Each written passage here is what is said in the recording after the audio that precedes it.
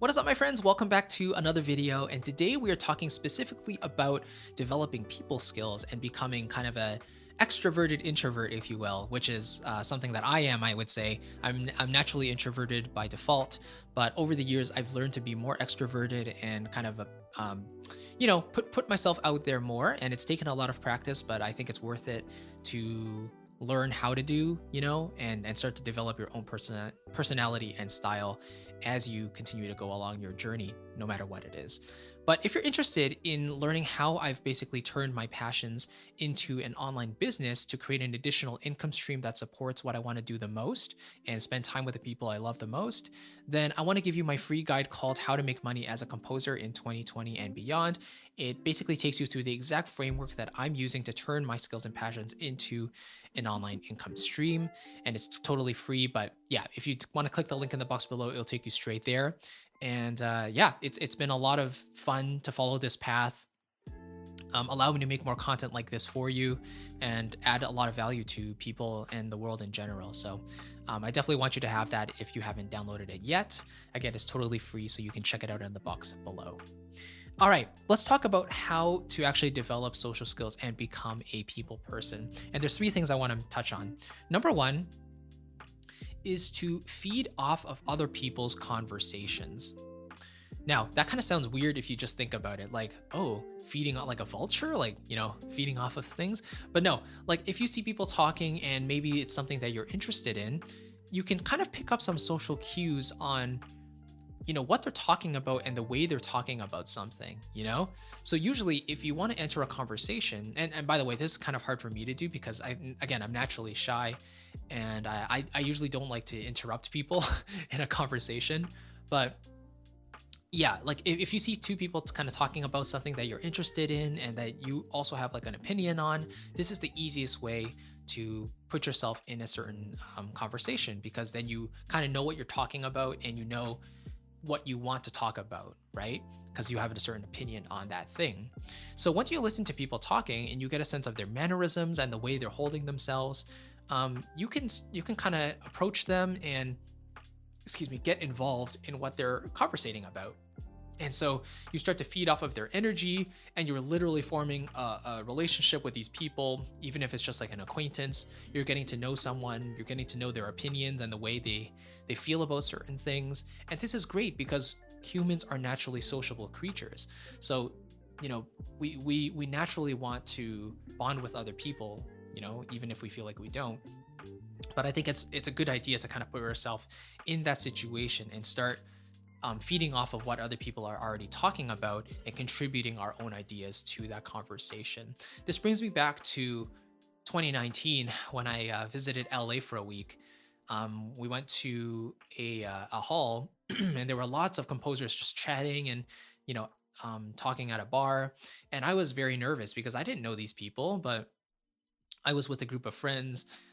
And my friend Jason, he's just like super, super, he's actually pretty introverted, but I couldn't believe like how confident he was. He would just walk to groups of people. He would just start talking with them. And it was very inspirational, very like cool to watch. And so he would just effortlessly slide into these conversations. And I learned a lot from that. Even though I didn't really know what they were talking about, it was still cool to watch.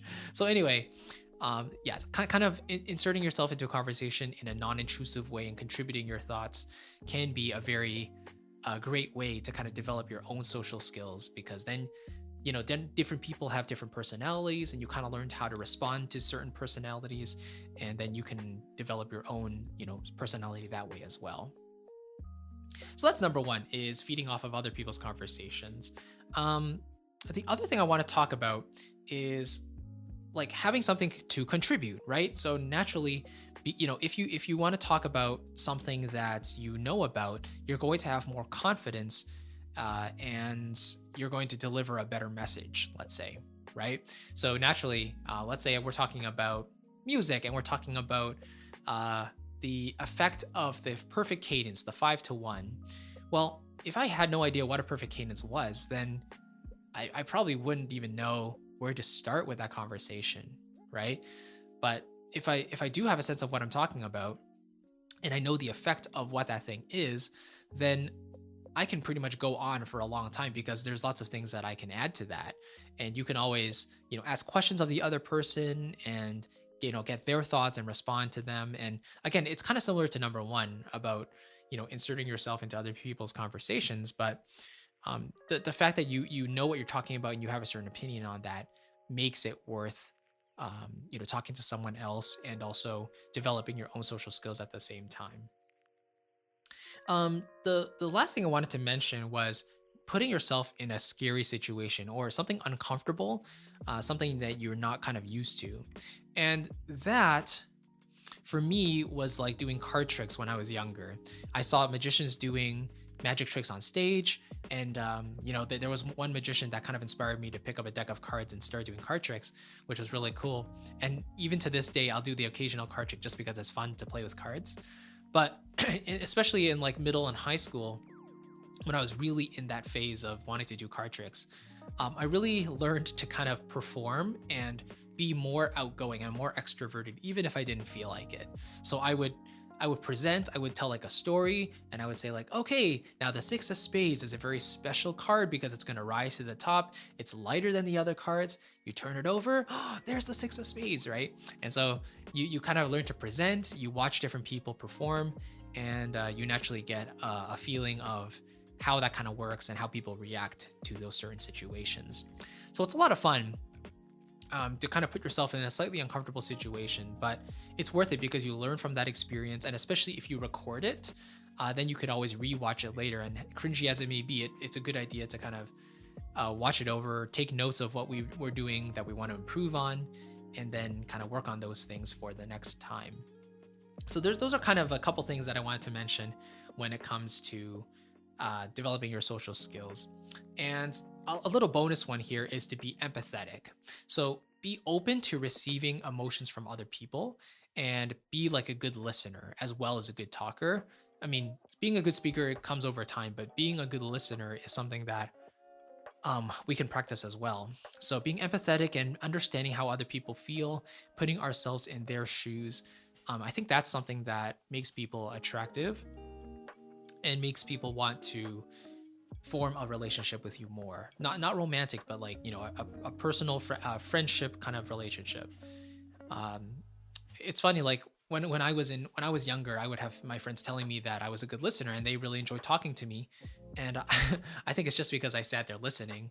But at the same time, like at the end, I would try to give them advice if they wanted it. And I was just willing to listen. And I know some other people who would be very impatient. They'd be like, oh, are you done yet? Like, can we talk about something else? But that's not the way to kind of approach a friendship.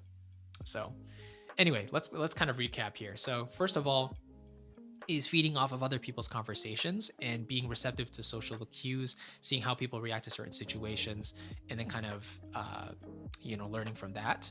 And then number two is having actually something to contribute, something preferably that you know about, that you have a certain opinion on, and then you can, naturally share your thoughts about that. And you can probably feel more comfortable talking about that because then it's something you already are pretty familiar with.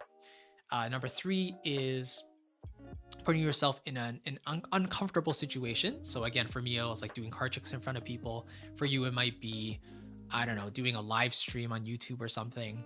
But again, it's all in the name of like developing our social skills, putting ourselves out there in front of people, and it becomes easier over time. And then the bonus thing was empathy. So being receptive to other people's emotions and feelings, and then kind of trying to understand things from their point of view, that can really teach you a lot in terms of being an open and honest and generous person, because you actually know how other people feel. And then you can think, okay, well, if I was in that situation, how would I want to be treated, or how would I want to be spoken to?